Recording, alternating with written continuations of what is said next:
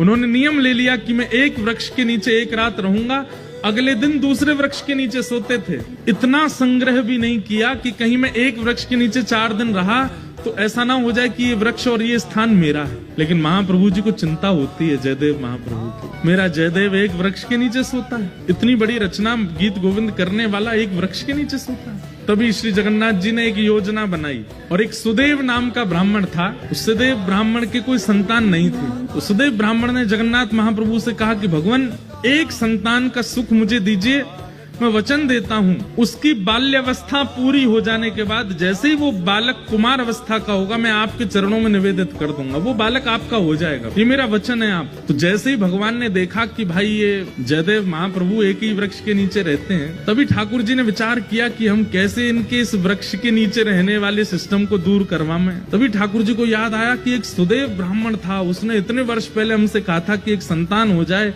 वो हमें अर्पित करेगा। ठाकुर जी की कृपा से उस सुदेव ब्राह्मण के यहाँ एक पुत्री ने जन्म लिया। महाप्रभु जी ने विचार किया कि उसकी पुत्री अब विवाह के योग्य हो गई है। महाप्रभु जी ने उसको स्वप्न दिया सुदेव ब्राह्मण को, और स्वप्न में जाकर के उसको याद दिलाया, तुमने हमसे कहा था एक संतान होगी तो तुम हमको अर्पित करोगे, तुम्हारी बेटी हुई, अब भूल गए अपना वचन। अगले दिन ही सुदेव अपनी बेटी लेकर के महाप्रभु जगन्नाथ जी के सामने गया। जय जय, मेरी धृष्टता क्षमा, मैं भूल गया था कि पुत्री आपको अर्पित करनी, मेरी पुत्री आप इसको स्वीकार करो। जैसे ही उसने प्रणाम किया, महाप्रभु जगन्नाथ जी उसके अंतस्थ में आ गए और बोलने लगे, बोले अब ये हमारी हो गई तो हम जहां जाएंगे वहां इसको लेके जाओ, हम जहां चाहेंगे वहां इसको दे आओ। बोले आज्ञा करो।